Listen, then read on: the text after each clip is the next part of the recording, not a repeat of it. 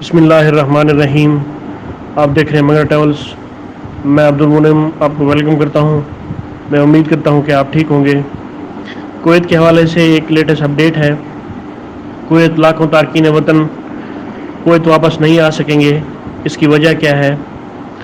اور لاکھوں تارکین وطن اس وقت پریشانی میں مبتلا ہیں اپنے اقاموں کی وجہ سے۔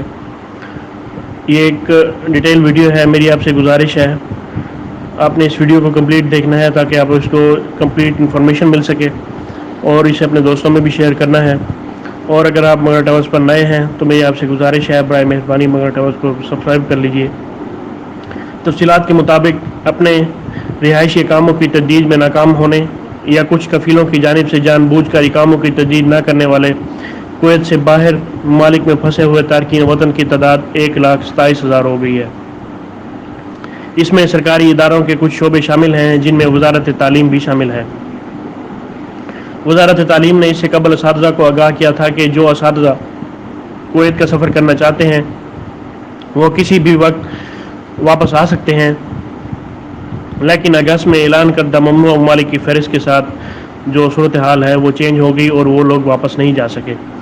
وزارت داخلہ کی جانب سے بیرون ممالک پھنسے ہوئے افراد کو اپنے رہائشی اقاموں کی تجدید آن لائن کرنے میں تیزی لانے کے لیے انہیں سہولیات فراہم کی گئیں، پھر بھی ان میں سے بہت سے لوگوں نے اس سہولت سے فائدہ نہیں اٹھایا جسے انسانی ہمدردی کی پہلوؤں سے دیکھا گیا تھا۔ اس وقت غیر قانونی رہائش پذیر تارکین وطن کی تعداد تقریباً 5 لاکھ ہو چکی ہوئی ہے۔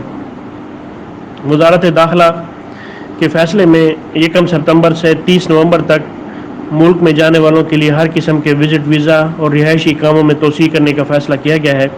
ان میں وہ افراد شامل نہیں ہیں جن کی رہائش اس ماہ سے پہلے ہی ختم ہو چکی ہے۔ بہت سارے تارکین وطن ایسے ہیں جن کے رہائشی اقامے 1 ستمبر کے بعد ختم ہوئے ہیں۔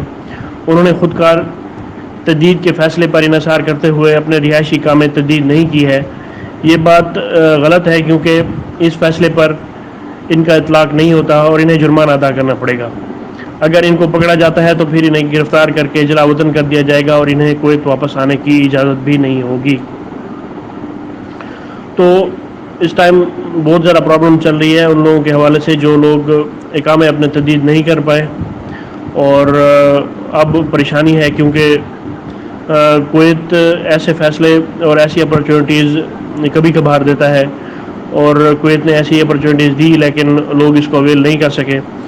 تو اب انشاءاللہ دوبارہ اس کے بارے میں کچھ نہ کچھ حتمی فیصلے کیے جائیں گے، اور وزارت تعلیم کے تحت جو کام کرنے والے ہیں اساتذہ، ان کے بارے میں بھی فردر کوئی نہ کوئی اپڈیٹ آئے گی تو انشاءاللہ ضرور آپ تک پہنچائی جائے گی۔